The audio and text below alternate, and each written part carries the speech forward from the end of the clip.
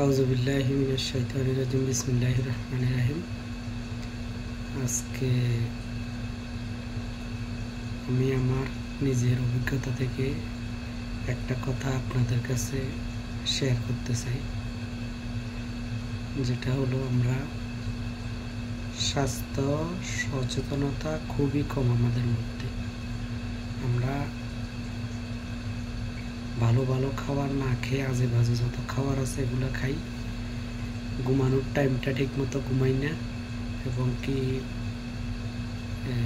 রাতকে দিন করি, দিনকে রাত করি। অনেকের এই অভ্যাসটা আছে, রাতে ঘুমায় না, দিনে ঘুমায়। আপনি একটা কথা চিন্তা করে দেখেন, আপনার যদি কোনো শারীরিক সমস্যা দেখা দেয়, আপনার জন্য আপনার পরিবার, আত্মীয় স্বজন সবাই চিন্তিত, এবং কি আপনাকেও কষ্ট করতে হয় শারীরিক সমস্যার কারণে। আপনি যদি নিজেকে একটু সচেতন থাকেন, সচেতনতা অবলম্বন করে চলাফেরা করেন, অনেক কিছু থেকে আপনি বাঁচতে পারবেন। এখানে মূল সমস্যাটা হলো, আপনি যখন অসুস্থ হন, ডাক্তারের কাছে যান, তখন আপনার আর্থিকভাবে আপনি ক্ষতিগ্রস্ত হচ্ছেন, এবং কি আপনার শরীর নিয়েও আপনি নিজে কষ্ট করতেছেন। আপনার জন্য আপনার পরিবারের লোকজন বিভিন্ন চিন্তায় তারাও কষ্ট করতেছে, এবং কি আপনার আনা নেওয়া, যাতায়াত, ডাক্তারের কাছে নিয়ে আনা, এগুলো নিয়ে অনেকে কষ্ট করে। তোর মধ্যে সবচাইতে ভোগান্তির বিষয় হলো ডাক্তারের কাছে যাওয়া, এবং কি ডাক্তার দেখানো, পরীক্ষা নিরীক্ষাগুলা ঠিক মতো হয়েছে কিনা এগুলা দেখা। আজকে আমি ডাক্তারের কাছে গেছি সকাল 8:30-এ। আমি ওইখান থেকে 8:30 থেকে আমি 12টা পর্যন্ত ছিলাম। শুধুমাত্র আমার পরীক্ষার জন্য ব্লাড জমা দিছি এবং কি প্রস্রাব জমা দিছি। এই দুইটার জন্য আমার 8:30 থেকে 12টা পর্যন্ত সময় লাগছে। তো এই তারপরে আমাকে বলছে যে চলে যাওয়ার জন্য। আমি চলে এসেছি 1:30টার দিকে, দিয়ে আমার মেসেজ দিচ্ছে যাওয়ার জন্য।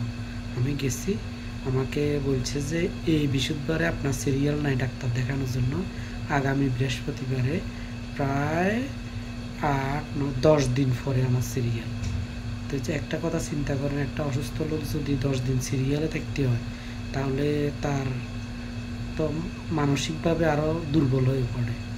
তো এখানে মূল বিষয় হলো, আমরা যদি খাবার দাবারগুলা সচেতনতার সহিত খাই, এবং প্রয়োজনের চেয়ে বেশি না খাই, যেটা প্রয়োজন ওইটা খাই, এবং কি মাছ মাংস, তারপরে প্রসেস ফুড, এগুলো থেকে নিজেকে একটু এড়াই চলি, এবং খাওয়ার বেলা শাক সবজি এবং কি তেল, চিনি, এই দুইটা জিনিস যদি কম খাই, বয়স যাদের 30-30-এর উপরে যারা গেছেন, সবাই মাংস, গরুর মাংস, খাসির মাংস, যে কোনো ধরনের মাংস, এগুলো কম খাওয়াই ভালো।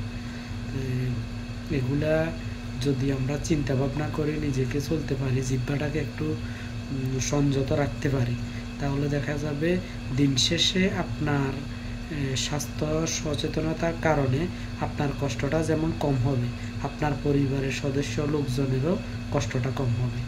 আশা করি সবাই আমার ভিডিওটা দেখবেন এবং কি শেয়ার করবেন, ভালো লাগলে উৎসাহ দিবেন, যাতে সামনের দিকে আরও আমার নিজস্ব চিন্তা ভাবনাগুলা আপনাদের উপর সামনে তুলে ধরতে পারি। আল্লাহ হাফেজ।